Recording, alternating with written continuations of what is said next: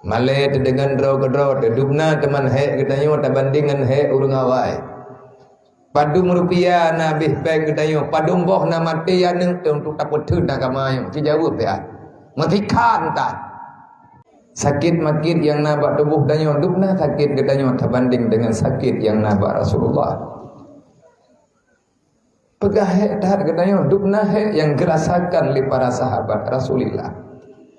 Makanya katanya mangat-mangat mentang nunggu hana beberatan tentang udipnya si pura-pura hana ketenelih wate tak dengar tentang masalah na kiamat na kematian itu sudah sangat biasa dalam pendengaran katanya. Orang awai gekli wate kedengar bahnya susah hati katanya tak kem-kem kerode. Begitu murkanya katanya sekarang.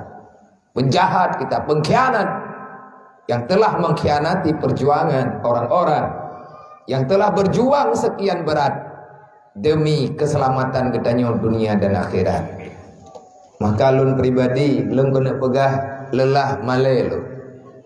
Malai dengan draw dudukna teman he gedanya tabandingan he urang awai. Padum rupiah na bih peng gedanya padum boh na mati aneng untuk taputun na kamayo. Ki jawab ya. Matikan tak. Seorang pun daripada keluarga kita tak korban. Tak ada yang terluka, tak ada yang bermandikan darah, apalagi hilangnya nyawa demi agama. Tetapi pernahkah kita menghitung, sanggupkah kita menghitung seberapa banyak jumlah, berapa nyawa, berapa ribuan nyawa yang korban hanya untuk menegakkan inna dina indallahil Islam. Pak betulnya tagai.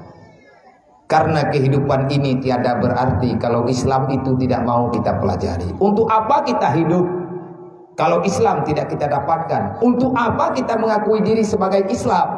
Kita Muslim.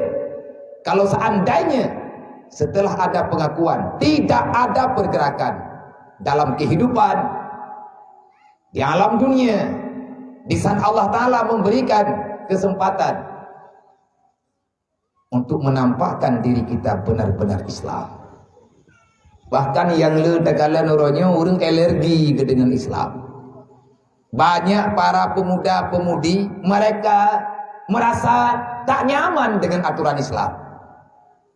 Tanya sendiri, ingin menyembunyikan diri, menyenapat tamu sondro tebehi uri Islam, menantang mangan.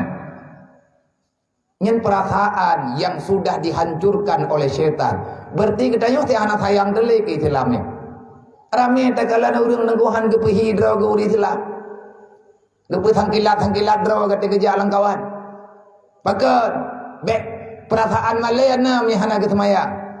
Ganyan Malaya ke maya kebuka aurat. Hana nyaman ke maya ganyan berbuat maksiat. Tetapi karena dorongan jiwa yang begitu berat, akhirnya dia menghilangkan alamat arti kehidupan yang benar secara Islam. Di saat kita mantengna dalam dunianya, beru kita masyarakat dua.